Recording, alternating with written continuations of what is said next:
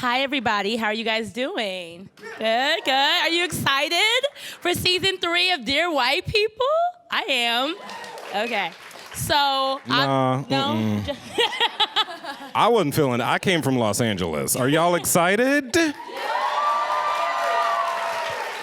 Better. It's hard making a TV show. Right? Give it up. Thank you. Okay, so obviously we have Justin here with us, Logan, Antoinette, Ashley. You guys know who they are, I know, because we all love the show. So I want to get right into the questions so we don't waste any more time. I'm going to start with Justin, because you created it. That's what they say. Allegedly. And, it seems like from what the promo for this season was very much like spring, flowers, growth, all of these things. Can you talk about why how this season is setting up for the character's development from what the things that were exposed in season 2? Yeah, I mean, for me, I just wanted them to get a little weird. I feel like we're in a new era of TV where I don't want to watch the same season over and over again. And I wanted to see them grow, even past the personalities that we love about them. We love who they are. But, the truth is sometimes we get so caught up in celebrating ourselves, which we need to do all the time because nobody else will. But sometimes we can get accidentally stuck in what we were and who we were. And I wanted to see what happens when we get a little bit weird and we see the characters grow past the point that you normally get to watch in a TV show. Right. That's kind of what the impetus to that was. Got it. And, I want to talk about who Sam, Coco, and Janelle are in season 3, right? So let's start with Logan, because when we left Sam, she was grieving the loss of her father. By the way, I love that episode. I love seeing the 3 of you guys come together on that little girl's trip. That was real cute to me. Did you guys like that episode? I did. So can we talk about what to expect from our dear Sam in season 3, as far as without giving too much away, what kind of growth is she searching for here? Well, hi, you guys. Good evening. At the end of season 2, Sam is at a complete loss. She's been through so much in her life at that point in a short period of time that she just decides that she's done. And she just kind of throws it out there. And I think even in the moment when she said that, she wasn't sure what that meant or what it meant to her. And as she continued to explore it, she realized, the radio show is where she started in terms of her movement. And it used to be a tool that was fun and it was helpful and it amplified her voice in a positive way, but it ended up being kind of like her kryptonite. And so she notices that her BFF is always amazing and always fantastic on the mic, and she so graciously takes it over. And so in the meantime, Sam is wondering, number one, who she is outside of the radio show, and also schoolwork. So she's working on her documentary thesis, which she has no idea what she's really doing. And that's a lot of her story, figuring that out. Yeah, it took me a while to figure out my thesis, too. I didn't know what I was doing either. Relatable content, as always.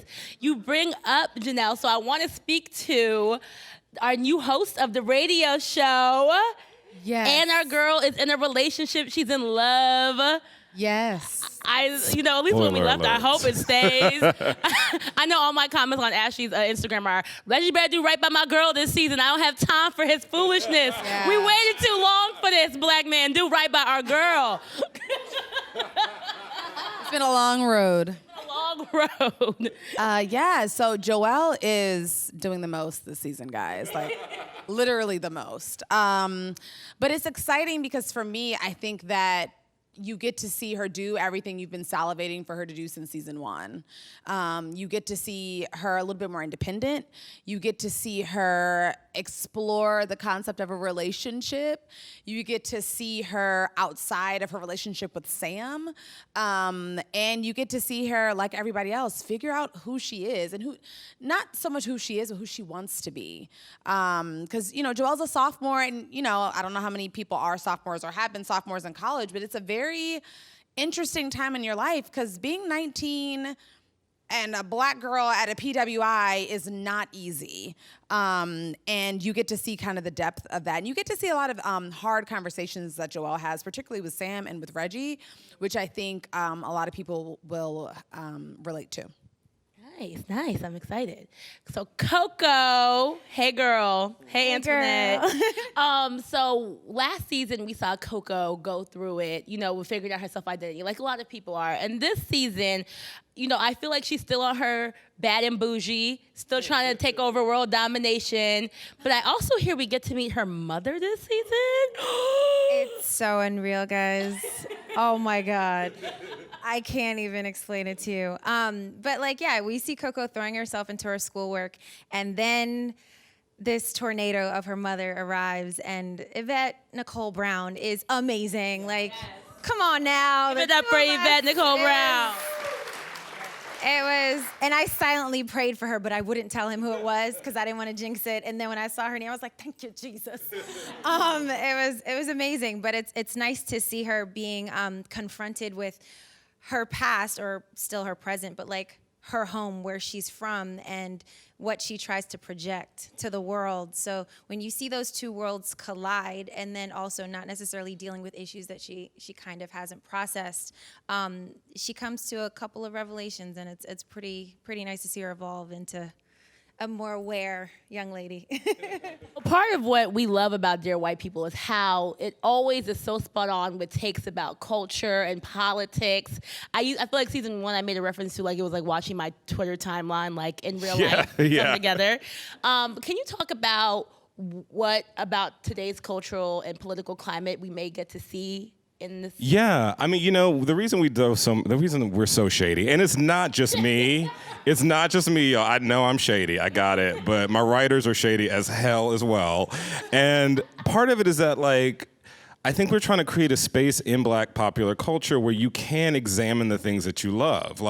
Because we have to fight so hard to get in these spaces, it's no, it's the best ever. And it's yeah, but can there be space for us to talk about it and how that made us feel? And even though, yes, of course we love X, Y, Z, but let's get into it, though. Let's not pretend like we don't see certain things, So that's really where the spirit of it comes from. And I think that, we hit on a few things this season. But, I'll say this. The big thing coming up this season that we really take on is something that, frankly, I've been a part of, which is the new generation of Black filmmakers and Black storytellers, and this sort of new, where you can see something like Insecure, Atlanta, Dear White People all on at the same time, the same shows, different aspects of the Black experience can happen at the same time, so we're not like crabs in a barrel. The thing about that is that we have this kind of nose in the air at some of the stuff that came before.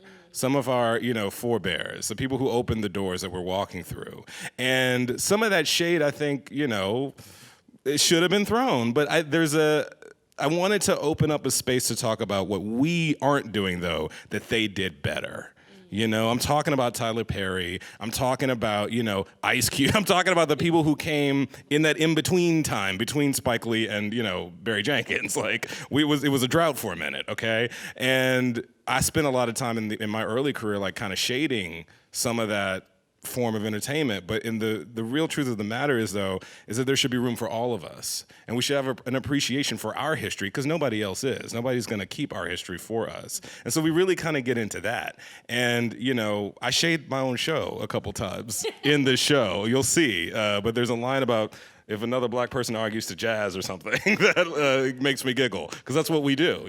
I think our role in culture is to come for the status quo, even when that's us. And I hope we did that a lot this season. I think we did. I'm looking forward to that. Yes. So I want to ask the ladies as well. What topical touchstone did you guys enjoy most this season? Without being too specific, whether it's reality TV, or if it was mental health, or if it was, PTSD, sex. There's usually a lot of sex talk going on in Dear White People. You mentioned things about relationships. Which one stands out to you overall in the season as what you're most looking forward to us seeing? Oh, but it could be other people's storylines? Yeah, it doesn't have to be yours. Okay. Ooh, let's make it somebody else's Yes. storyline. Yeah, let's make it that. Let's do that. I'll choose what's going on with Muffy. Oh.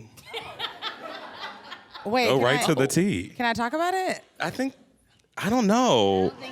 In like a roundabout way? In a roundabout way. round- Let's do it. Let's do it roundabout. So that the kids, pressure. like, let's make the kids like go back and be like, wait, what did they say? Oh, that's what they was talking. So Let's make them do that. There's something going on with the character on the show, Muffy, that I just think is really powerful. And as a woman, it has made me assess how I handle and talk about what's going on with other women, and how I need to be very empathetic towards that, and I need to be very I need to listen.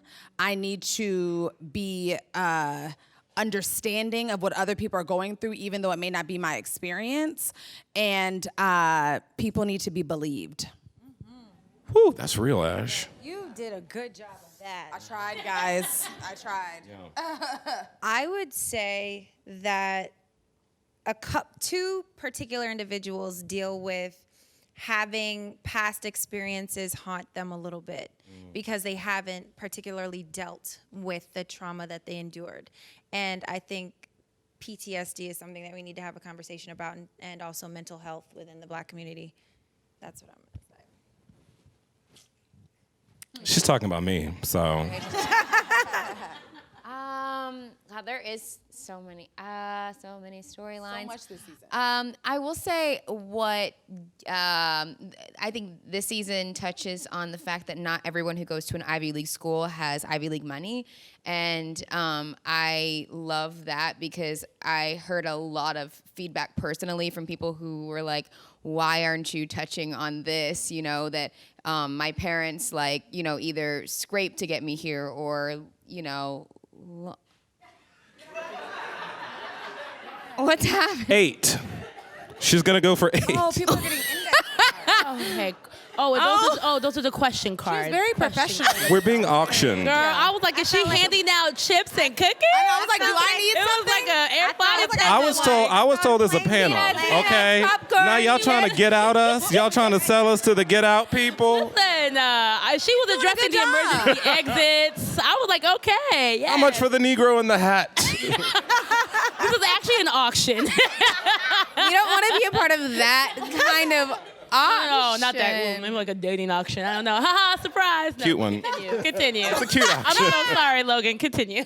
That's it. That's the tweet. And Logan, I'll add that it's not a character you think. Surprise! Right? It's not a character you would think. No, you're right. So that's Who's not a character? I lost the thread. What? the character going through, like, maybe not having all the money, you know, struggling to get Yeah. it's an unlikely character. Yeah, as if I didn't write it. Yeah, no, you're right. Remember, Justin? Remember Vaguely. what you wrote? Like vaguely. Okay, yeah. No, I mean, I hear that. I went to Columbia for grad school, and I'm still paying off those loans. So it's not okay. I see you, sis. We gonna get through together, okay? So just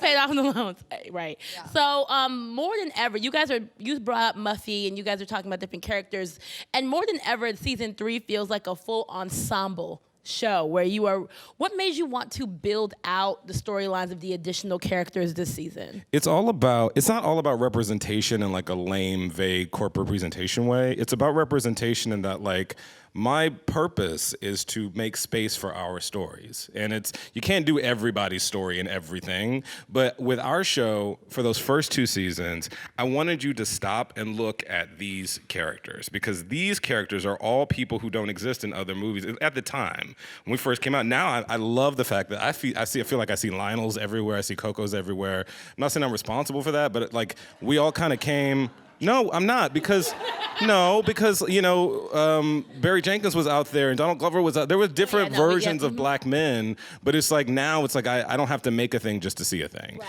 And it felt like it was time to open up that narrative just a little bit now that we've gotten to know these people, and kind of let the band play a little bit, you know, and free ourselves up narratively. There's still like, you still kind of get the show from a person's point of view at a time, but now we'll give you 4 points of views in one episode. So you really, like, we bring you all the way into the heart of the drama, and then we'll take you right outside, and we'll take you to the kids that are affected by it, and we'll take you to the kids that are causing it, you know, so that you can really get a look at what's happening on campus this time around. And it felt It felt good to me. It felt like we needed to make that shift. Felt good to us too. Yeah. It did. Yeah.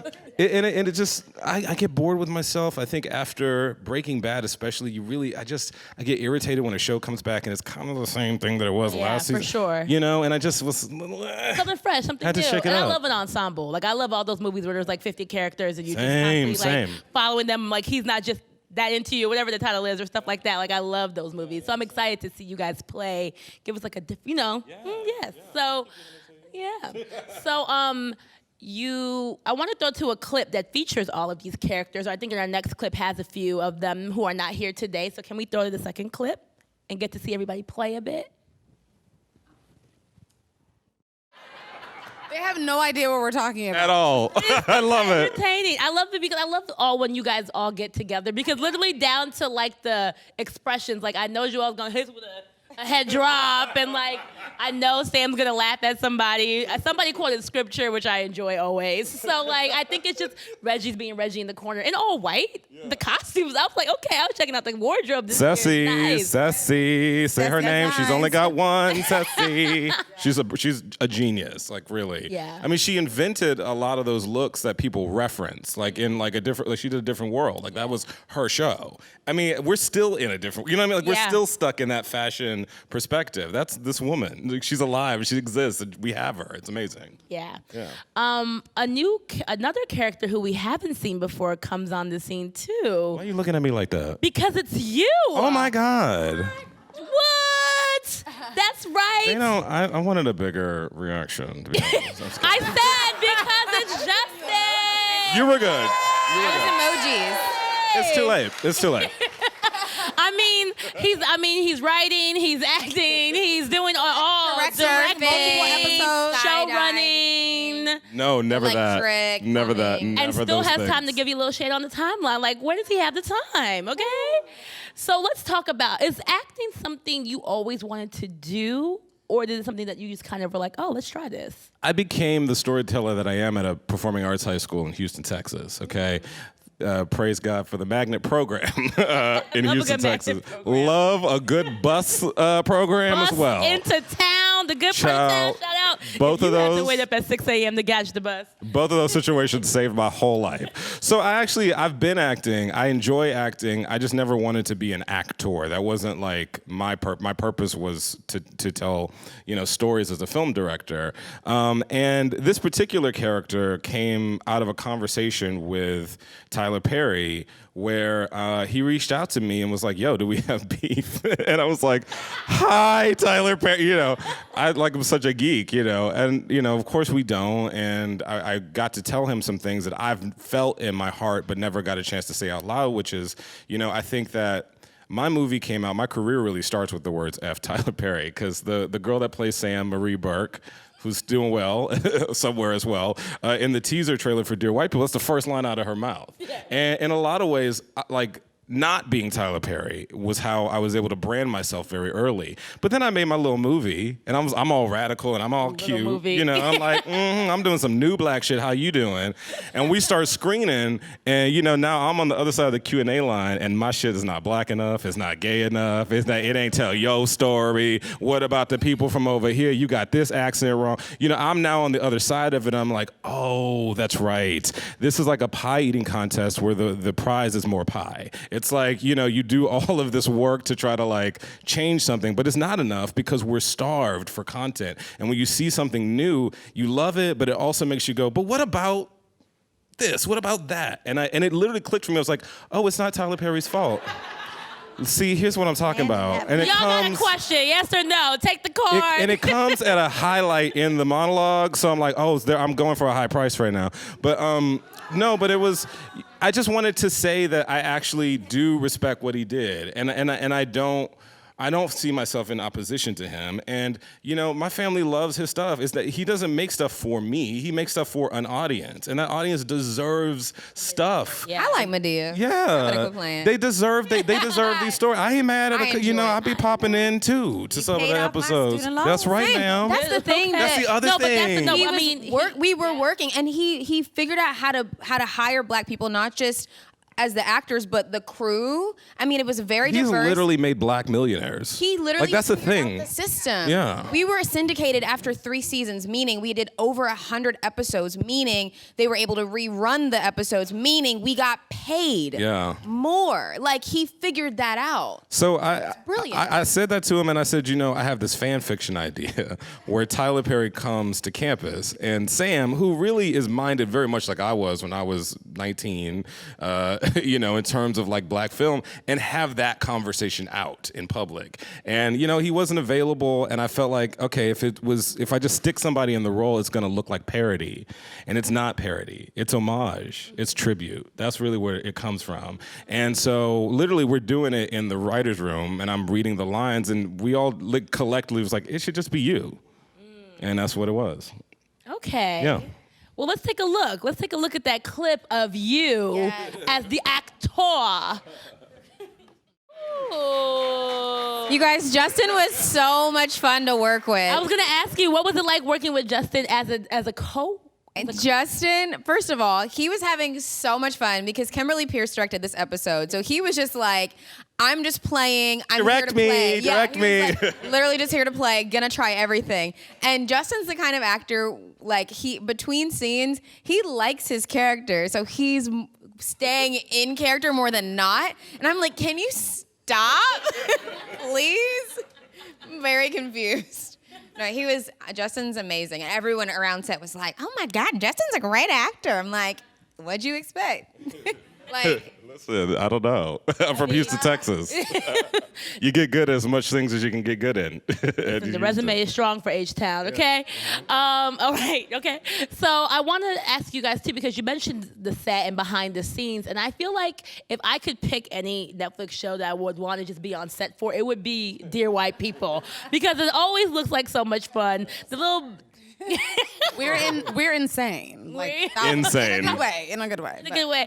Antoinette and Ashley, talk to me a bit about, behind the scenes of the show and how, the cast. It seems like you guys have really become like a family. We're a family. And I feel like, there's some people who had known each other, had pre-existing relationships before the Netflix series, but we've all come together and become the most insane, quirky family, and it's always all love. I'm obsessed with these people. It's insane. Either it's Duran jumping on tables during lunchtime, or we start randomly bursting out. First we'll sing trap music and then be singing gospel. It's the 5 seconds it's later. the song. The Black experience. What do you mean? That's how we do. I think that I think that it helps that we're in a college show because it naturally adds to the energy that we want to stay together. We want to eat lunch together. We pop into people's trailers because that's kind of the energy of college. I think it helps that we genuinely enjoy each other also. But it's the best because we like our jobs. We have fun coming to work. We like being challenged by the material. And we're always surprised by something, whether it's performance or something that's happening with the direction or a costume that's in my trailer. I'm like, okay, this is what she's wearing today. Okay, whatever it may be. So it makes it just a super enjoy. I always say I'm so spoiled. I don't know what I'm gonna do, God forbid, when this ends. What am I gonna do? Just be walking around miserable in another show? I don't know. I have no idea. It's when you're part of a group of people where people are obsessed with every single thing that they do. Our writers are amazing. Justin, I don't think he sleeps. He's he's doing everything on top of everything. They're running lines. They're walking and talking about, first they'll talk about yoga and they'll break into lines and be running lines at the same time, or people are sitting down and or when we do really big emotional scenes, when we did that scene in scene 1, we all prayed before we decided to embark on with that Reggie. journey. Yeah. Because we knew that the story that we were telling was far more important than just a show. They're people losing their lives, and we took it very seriously. So it's I'm just so fortunate. Exactly what Ashley says. Everything is just, I love it. Yeah, and you brought up about, how Dear White People, you can take the Reggie episode you were talking about where the cop pulls a gun up on him at the party that Barry Jenkins directed, one of my favorite episodes of the series, to laughing about a reality show, to the shows within the show, which I can't wait to see what the show within the show is this year. There's a couple. There's a couple? There's a few. Do we get a network? Yo!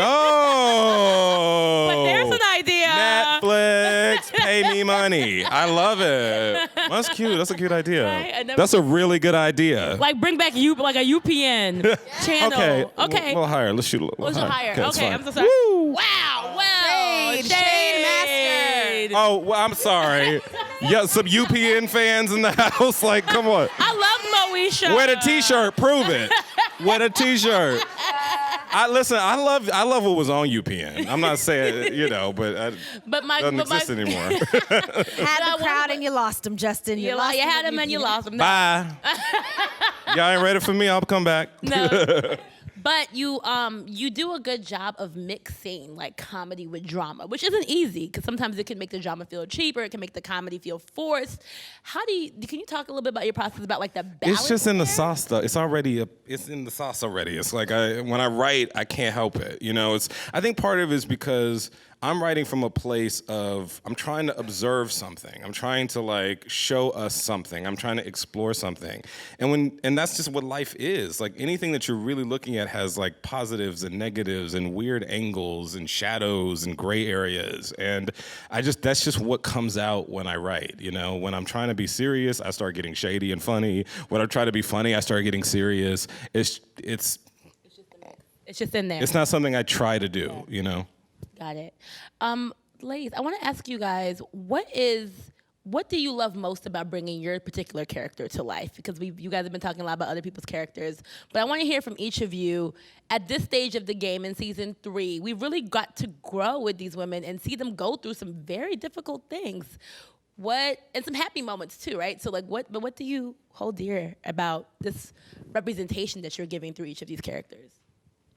Well, that's what I was going to say. I love the representation that Joelle provides. I love being contacted by young women all over the world who say that Joelle is the first time they're seeing themselves on television. It's really powerful.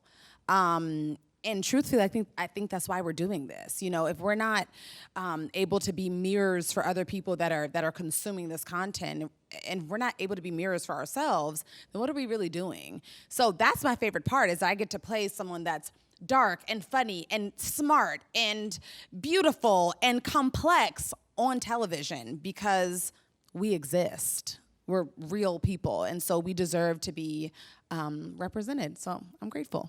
Yes. Clap it up. That was a good one. Yes. What do I love playing about Coco? Coco's fun, guys.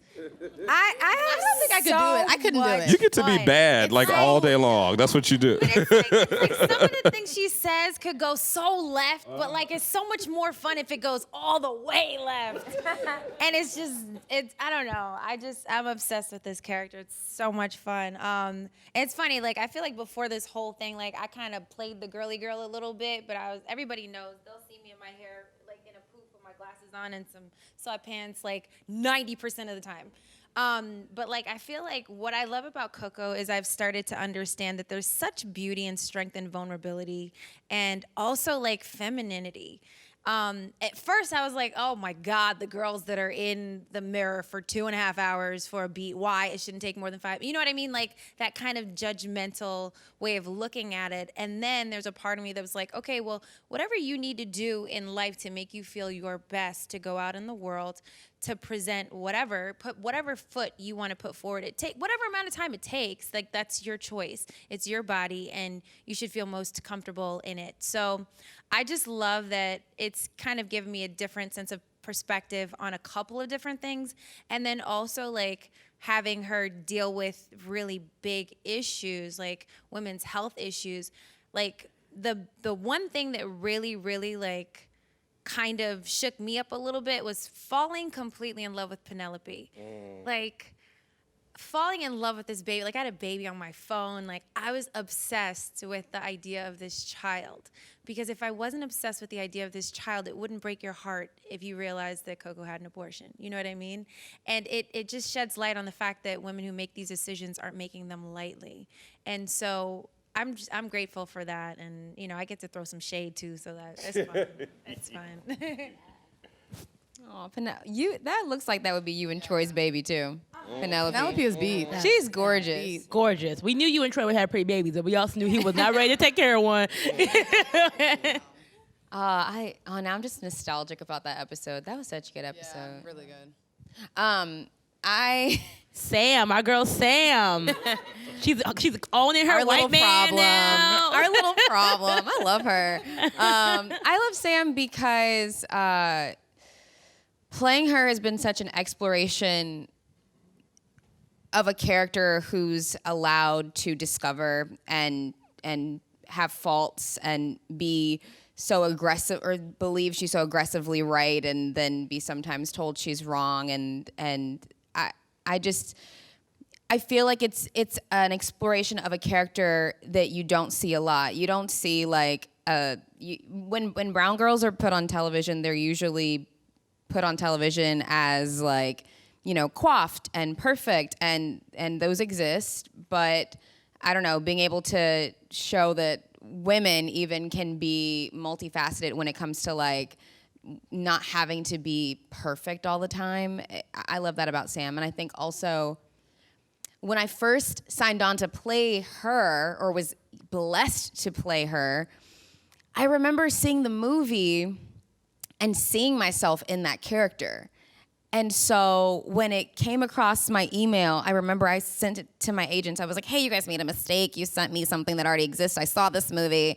And they were like, no, Logan, it's going to Netflix. And I went, this is me. Like this is it. And the exploration of playing someone who I saw myself in, who I still see myself in, but who's different from me, but who I have parallels with. Even this journey with press has opened me up in ways I could have never imagined.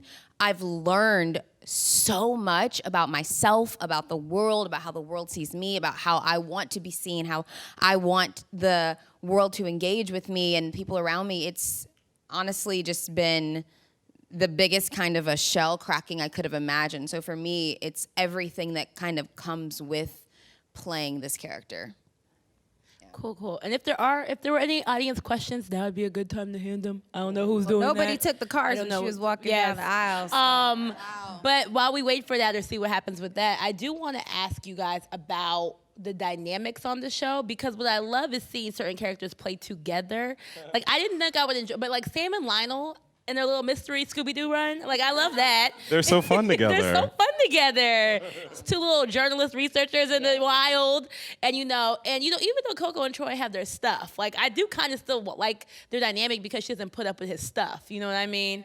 And you already know how I feel about Reggie and my girl Joelle. So I wanted to hear from you guys what maybe your favorite dynamic this season on the show is that we could have to look forward to, because I feel like you often mix characters that we didn't see get to play as much this season. Yeah, man, it's really hard to pick favorites. You know, it really is. And when you design a show, oh, here they come. Oh, I went for $15. When you put a show together, you know, the part of the work in the writer's room is taking your inspiration. And a lot of times I have to say, if you love the characters, it's because you love these ladies and the gentlemen that play these characters, because we're really drawing from their spirits and from their relationships and things we see them do and say. It really inspires us in the room. But then you have to kind of work it. And the way that you work an ensemble is that everyone is like opposed and aligned in different ways, so that you can put any character next to any other character and it's instant. You can see the scene because they're so specific and they have such specific takes on different things, you know. So that's part of it is in the design of the show. And then we just kind of see what happens. I mean, I love Brooke and Lionel together personally because they hate each other so much. And Lionel, who is so sweet, gets so crunk with her. And she pushes him in really funny ways, you know. And neither of them is here, so it's like a little bit easier because I don't have to, you know, we don't have to play favorites with the ladies to my left. Right. But honestly, like, I don't know that I have a favorite. Like, I love throwing people in the scenes and just seeing what happens. Yeah. Yeah, and then let me take the pressure off of favorite, but just something that you enjoyed this season, like a dynamic that you enjoyed this season. Does anybody else have any that come to mind? I like the new character. We have new characters that really excite me. I have a new favorite, and Deontay is one of my new favorites. Yeah. He's a really fun character. He is. Cool. Man. Anything with Lionel dancing in it is just is heaven for me. I like Coco and her friend this season. You know what? Coco I got a know. new friend. I know. I'm not Trying to get this saying. info, but not I don't info at want the same I time. don't want spoiler alert or none, you know. But Coco got some friends this season. It is a hot girl summer. Some new friends. I actually like, I mean, you've seen them before, but I like Joelle and Reggie this season because you've never seen them like this before. I thought she was gonna say someone else. What? No, I I didn't thought you were you gonna say couldn't Joelle and someone yourself. else. Okay, then I love Coco with everybody. If we're doing That's where that was Let us going. get our little chocolate love story. I love Sam and herself with her little gold toy in her room. Okay, wow, guys. Wow. Wow. Joelle finally wow. finds love, and y'all don't and- even want her to see. Wow, that's. It be Okay, your own wait, friends. wait, It wait, be wait, your wait. own people. Can I don't say? it? Can I? Joelle and Gabe are so good together. Oh, I was like, what? No, I not love their not. side friendship though. Yeah, Yeah, because Sam's jealous. because they Sam is both. jealous. That's a thing that happens. You know, when people are in couples for a while, like the partner becoming friends with the best friend, which does not always happen, child. But thank God when it does, because then y'all can both kind of, okay, well, how do we handle this motherfucker? You know what I mean? And I've enjoyed seeing that kind of totally platonic love triangle. You know, it's fun to see y'all play with that. for sure. But is there anything you want to say about Marquis? I don't want to take that moment if you have. Oh, No, excuse that's me. it. Marquis just fantastic. But Okay. I'm just saying, again, I think it's something that you've never, when you see season 3, you realize you've never seen them like this before. Yeah. They've just been with other people or walking past each other, giving the eye. But this season, you really see them have face-to-face moments I think are really powerful. Yeah. Cool. Okay, so let's get to these little audience questions. Yes, audience This is questions. for everybody. Who is your dream guest star? Let's pick somebody who hasn't been on yet. We said earlier. Justin wasn't there, though. We want Meryl Streep on the show. She's doing TV now. Big Little Dear White People. I would die. Yes, a professor. First Or of no, all, no, she's gonna be Sam's aunt. Yeah, she's my aunt. Yes. Dear White Lies. They Dear got White it. Lies. Wow, this is a pitch session. I don't let's know if do. you I know. mean, sure. Meryl Streep. Well, okay. Yeah, of course. Y'all got Meryl Streep money. That's what I said. the new version of McDonald's money. Y'all Y'all got got some- Meryl We Streep don't money. have that. Y'all got Meryl Streep, For the love. The enthusiasm For the culture. in your eyes is why I love you. I love that about you. I said we didn't have Meryl Streep money, but they looked at me like I was crazy. With anything is possible. I believe. I believe. Me too now. You a just little gotta bit. speak it out and tweet it out. Meryl. So go ahead. You- know what's your up? role now. What'd you say? What did someone say? Yeah, Ask exactly. Netflix. Yeah. Let's ask Netflix is here somewhere. Let's Okay, we're ask not gonna them. put them. No, let's bring them up. Bring them up. Okay, next question. Does anybody else have any dream guest stars, or are we gonna stick with Meryl? I like that. Meryl. I'm obsessed That's real with cute. Obsessed. I don't want to pronounce her name wrong with Gugu and Batha Ra. Mm, Yes. Who do you want Gugu to play? somebody in Sam's family, right? You looked at a light skinned girl. Damn. Wow. Okay. Wow. Gugu, come here. Oh, hey, Sam. You look a little different. Hi. You gonna send Sam up the staircase, and she gonna come back down a different person? That was the shadiest response. I did that on the Tyler Perry show. What you I- went up I and Google replaced- came down? I came into the house and they were like, "You look different." No. Yes, they did. They did. And what'd you say? It just in my hair I was like, different "What do you today. mean it's me?" And then Mr. Brown looked at the Work. camera. He was like, "Somebody lying," and that was it. We never talked about it. That was it. Tyler Perry. Brown. Okay. You I did love Brown. Tyler Perry. Tell the Okay, truth. next question. Are there women writers helping to shape these characters this season? They want to hear about the women writers in the writers' room, and if there are any black women directors coming up the pipeline this season. Yes, so many. Did Meg write that? Y'all. I know, right? Let's talk about diversity. Let's not break the fourth wall. No, I mean, look, it would be disrespectful, straight up. It would be disrespectful to have Sam and Coco and Joelle in the full front of this ensemble and not have black women all over this. Do you know what I'm saying? Like, It's not a woke thing. It's just like, as an artist, duh, kind of a thing. You know what I'm saying? So yeah, absolutely. You know, we have some amazing black women writers. I mean, listen, we have a small room, I'll just name them. But in Jerry Brown, who's incredible. Of course, we got to talk about, I'm about to say Yvette Nicole Brown. Yvette Lee Bowser, you know, who created a little show called Different World, okay? I know who that is. Y'all know who that is. Yeah. Leanne Bowen is on the team. Nashrin ain't a black woman, but you know, she's a woman of color. Color. Nasty, we love her. Is that everybody? It's a small room. Then it's me. I don't really count as a full woman, but you know, I have feminine energy, my therapist says. And in terms of the women direct, and that's the whole team, plus another dude named Chuck, black homosexual. And again, not a woman, but I said Jack. Oh, you didn't hear Jack? You thought Jack. Jack is in the room too. Jack is a white man. Just because he's a white one. Jack is a white man.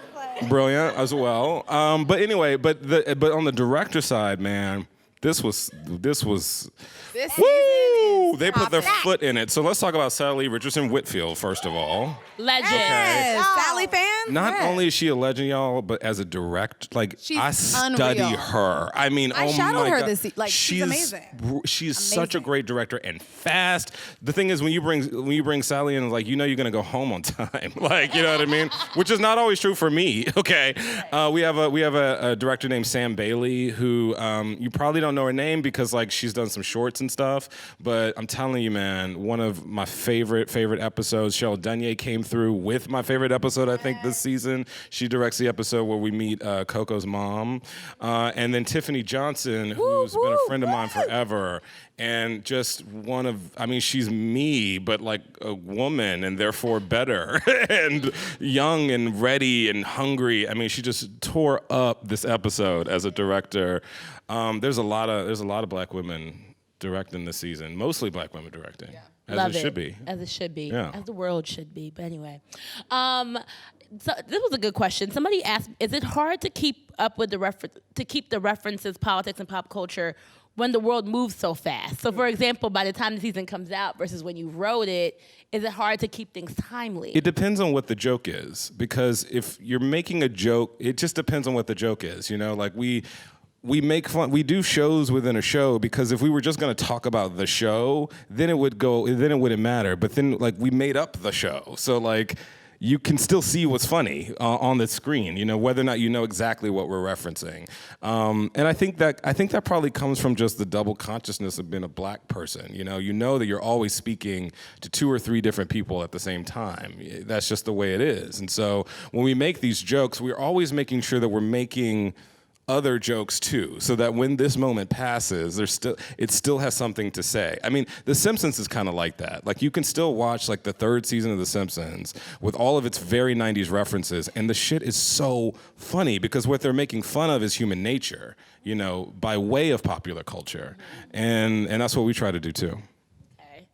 And on the other side, because somebody says in pop culture, particularly with black entertainment, we talk a lot about the content, but as far as like topical things, but not about the technical craft. So they want to know, what is the thought process about the show's amazing cinematography and some of the way that it was chosen to be shot? Well, the first thing is that it's cinema that we're making. You know, we're not, I draw a line between visual storytelling and cinema. We're doing cinema, which means that the visual style of the show is the story. Like if you watch our episodes on mute, you can still follow what's happening, because like we're trying to give you visuals that tell you the story, you know, not just look pretty. I don't do a show where it's just pretty people talking. I get very bored. First, that's really the truth. I just get bored.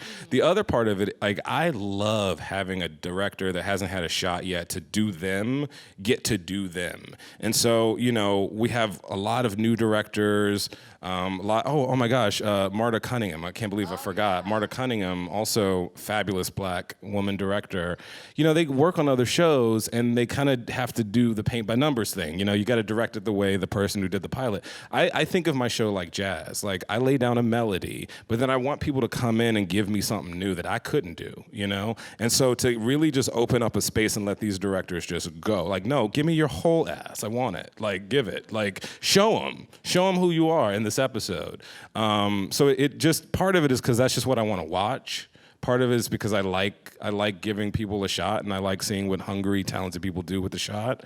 And part of it is just like I said, I'd be so bored if we were just filming pretty people in pretty ways. Right. So there's a teacher in the audience who wants to know, they teach at a predominantly minority public school, and do you give any thoughts to how Dear White People may prepare students as they try to enter predominantly white schools? Is there any thought? All the time. I mean, you know, I don't sit down and like come up with a solo, but you know, I think about like, how do we say things that people know is true but are afraid to say? You know, I like to give room to people, our audience in particular, to experience these things before they encounter them. And sometimes like that comes off as shady, but the truth is that you got to know sometime how the world is. And I think like, you know, it is kind of what it is. I feel like as an artist, not telling the truth and not giving a place for people to experience their feelings and the things that they're going to encounter, not always the pretty stuff, you know, sometimes the hard stuff too. I think that's a really important role of art. Absolutely. Okay, so our final two questions. One is real quick. It's about the music. You know, I think what I love about Dear White People, Insecure, Atlanta, all these black shows is that they put on a lot of black artists that are up and coming, you know. Whether I was hearing Sonder on Atlanta's trailer, which I was like, what? Or, you know, so I want to hear what Got Meg Thee Stallion on our trailer. Yes, Yeah. Meg. Mm-hmm. Yes. Is it Megan or Meg?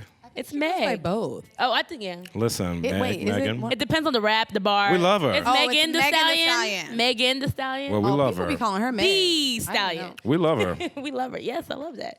Well, I'll tell you, there's a few people's names you should know. Chris Bowers, who did our score. Yes. Chris This is amazing. He's amazing, like for real. Like, you know, and the bar is pretty high because it's like Tchaikovsky and like, you know, it's like it's classical music and jazz, and like that's always been the sort of sonic world of the show. And he can do both like proficiently, and he even produces some of the songs that like come out as, you know what I'm saying? Like he's amazing. And then we have Morgan Rhodes, who's our music supervisor, and she is just like one of these people who is like, you know, she just has records that you ain't even heard of. You don't even know. You don't even know what you're missing. And she just comes in like with every single spot for a song with brilliant, brilliant ideas. And it's like if we didn't choose any of the songs that we chose that y'all love, the second choice would also blow your mind. You know what I mean? Yeah. She's that good. I can't wait for the playlist. Every season I go to get that playlist. That's right. Final question is for the ladies. I think it's a great place to end. And what would be your dream storyline for your character that hasn't happened yet? Like a Yes, girl. dream storyline. Do my job. Careful. It Give them comes some true. ideas for season 4. It's funny because we got asked not the same question, but a question that was like similar, but this is not the same question, so I'm gonna answer differently. A dream storyline for Sam. I feel like Sam has done a lot of like discovering, and I would love to see her like thrive in a way that doesn't depend on anyone else's like, you know, what is the like validation, like she just not even worried about that, and just like thriving in her own and just doing her thing. I'm not sure what that looks like, but just like I have a couple notes. Just kidding. I'm kidding. Oh my God, tell your stories. I'm sorry. I was feeling that. I'm sorry. the end. Okay, cool. Also, That's I all did Logan say gets like to Sam choose. and Gabe get married, but it was like in a dream like sequence. In the like, dream sequence. Okay. further like On when a they're rocking 70. chair and everything. I just wanna- Season 4, episode 1. Sam's wedding. How about you for Coco? What would you love to see? You know what? I want to see Coco in love. But really in love, right? No F-boys need apply. I really want to see her open up with someone. I mean, we also know that she's going to make boss moves regardless, but I feel like in this world like women have to choose, right? Like either you're super successful or you have a relationship and you're married and whatever the case may be. But I kind of want to see her be with someone that we don't expect at all, i.e. not Troy. Right? No, but they I don't know if that's Endgame or not, but I'm just gonna put it out there. Because I said last year I wanted to be. I don't work for Marvel. I don't know about no Endgame. I'm just playing. I'm just saying, I just want to see her actually in love with someone. Like, she's falling in love with herself now, so I think it would be nice to see her fall in love with someone. It's usually the next step. First yourself, then the next 100%, person that he comes yeah. to find. So maybe, yeah. How about you, Ashley? I would love to see who Joelle came from. And what I mean by that is like who were her parents? Because I am a huge fan of therapy, which I really hope I really suggest everyone goes to therapy. It's amazing. But yes, therapy, come on. Yes, You therapy. Get a therapist. You get a therapist. Yes. That's the secret. That's the real secret. Okay. Justin, how do you make it? Therapy. But so much of who you are is because of who you came from. So I would love to see who she came from and what that was like. Ooh, now I'm thinking of parents and backgrounds and siblings. Oh my goodness. I think Angela Bassett should play Joelle's mom. Will y'all do me a favor? Yeah. Will y'all, I see it. will y'all tweet her? I'm Everybody serious. at Angela. Angela right now. Because low-key, if like all of y'all did it, she would be like, wait, what? Okay. Everybody can play a part in Do this it. grand scheme of And things. if y'all don't do it, we have your Oh my names gosh, and then in can the Courtney back. B. Vance be my dad? Okay, you're going Oh too my far. gosh, the real Here's the tea. We're still I on love a. Courtney B. Well, I do too, but you know we need to pay for all episodes. Okay, all right. We'll do this off stage. Maybe they'll give us a couple rate. It's going to be the same household. yes, couple rate. I They love could a couple totally be rate. my parent. Listen, We're working on it. are y'all working on it? That's the question. I don't see no phones out. I don't see really any don't. phone. I I'm not don't. gonna feel this. You ain't got no phone out. I'm playing. All right. Well, thank you guys so much for this time. I hope you guys enjoyed the conversation.